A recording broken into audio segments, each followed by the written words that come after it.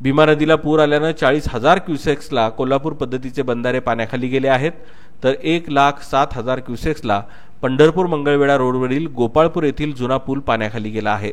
1,15,000 क्युसेक्सला व्यास नारायण झोपडपट्टीत पाणी शिरलं, तर 1,60,000 क्युसेक्सला गोपाळपूर येथील नवीन पूल पाण्याखाली जातो. 1,80,000 क्युसेक्सला संतपेठेत पाणी शिरतं. सुरक्षिततेसाठी नागरिकांना प्रशासनाकडून वेळोवेळी सूचना देण्यात येत आहेत. नागरिकांनी सूचनांचं पालन करावं असं आवाहन प्रशासनानं केलं आहे. पंढरपूर शहरापासून पुढे गोपाळपूर आणि पुढे माचणूर आणि पुढे टाकळी असं करत कर्नाटकात प्रवेश करते. तर या नदीकाठच्या अनेक शेतकरी बाधित झाले आहेत. तर त्या शेतकऱ्यांबरोबर संवाद साधलाय आमचे प्रतिनिधी आकाश शिंदे यांनी.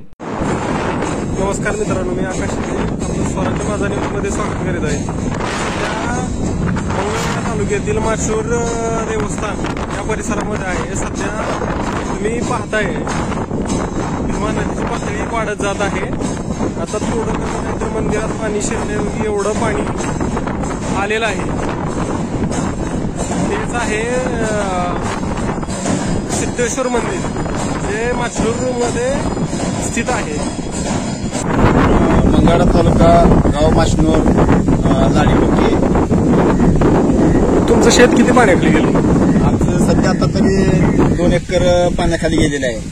2 एकरामध्ये काय आहे सध्या 2 एकरमध्ये सैल आहे ते आसाली त्याला पूर्णपणे नष्ट झाली, काय आता राहिलं नाही त्या.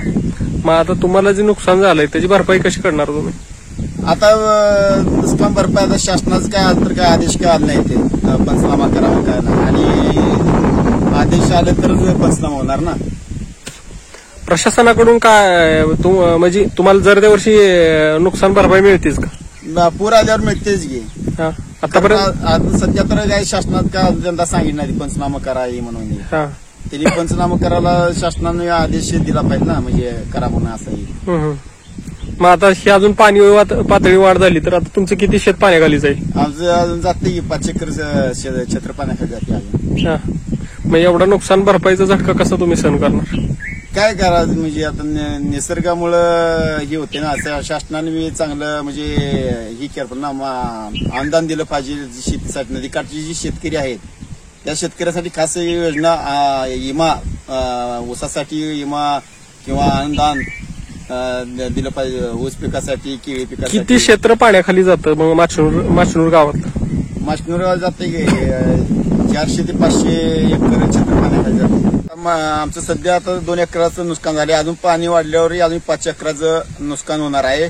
आणि गावातली पूर्ण आणि नदीकाठच्या पूर्ण क्षेत्र पुराखाली गेलेलं आहे.